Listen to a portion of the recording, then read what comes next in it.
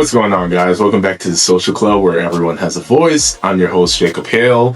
And real quick, go ahead, like, follow, subscribe, check out all of our other content, all that fun stuff. Let your voice be heard down in the comments section. And actually, I actually have a specific question I would like to ask you guys, and please let your thoughts be heard in the comments. In terms of conferences in the Power Four, who is better right now? Are you choosing the SEC or are you choosing the Big Ten?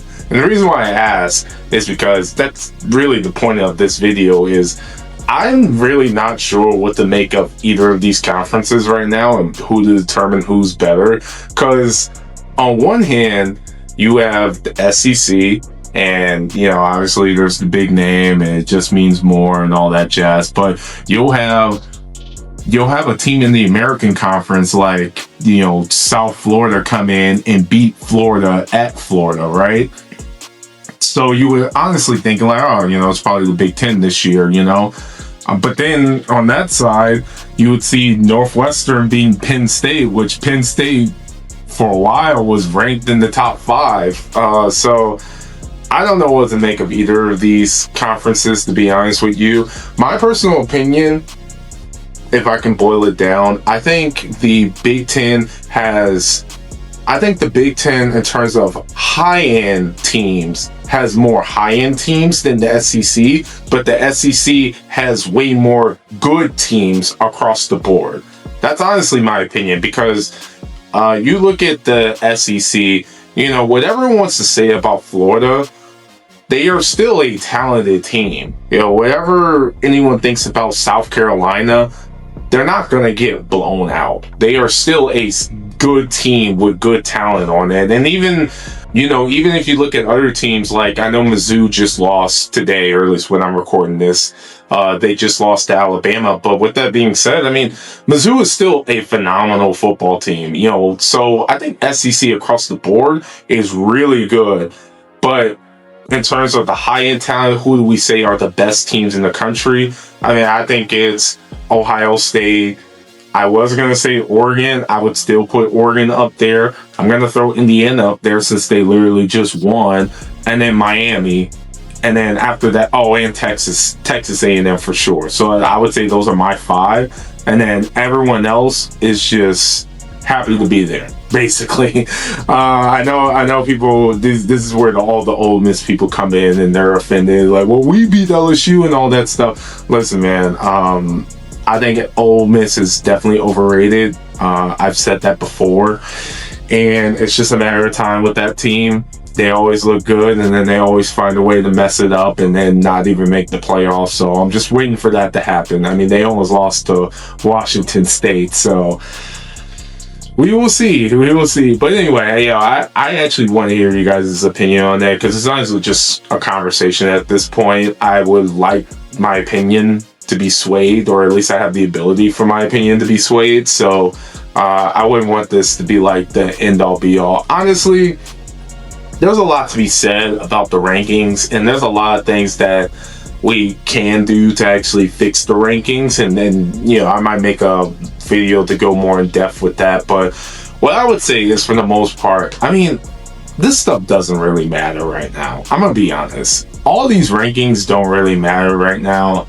A lot of it really is to just fill seats, just for branding reasons and everything like that, because I'm not the biggest Notre Dame fan, but I don't quite understand how they were just never unranked at a certain point, because there was a point that they were still ranked and they were 0-2, and even though they went against great opponents, a loss is a loss, and I feel like that needs to count towards something.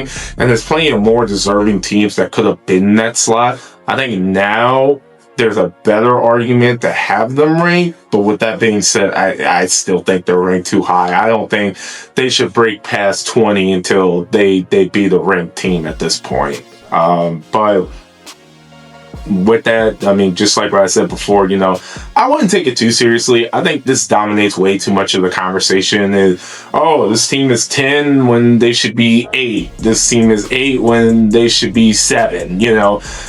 again, it really doesn't matter. I mean, you look at the Penn State. Penn State was number 3, and now they've lost 3 straight, and they're pretty much done. They just lost their QB for the whole year. Which, by the way, let me talk about Penn State real quick. It might be time for James Franklin to go. This might be the time, honestly. Yeah, he's had a good run.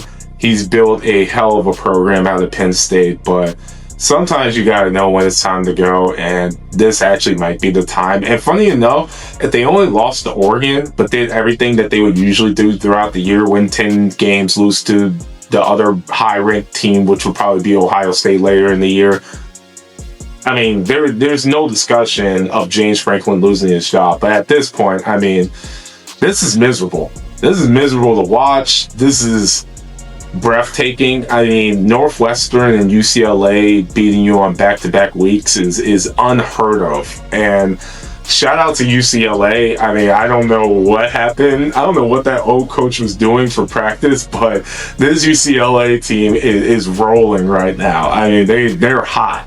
And it's kind of unbelievable when you see that.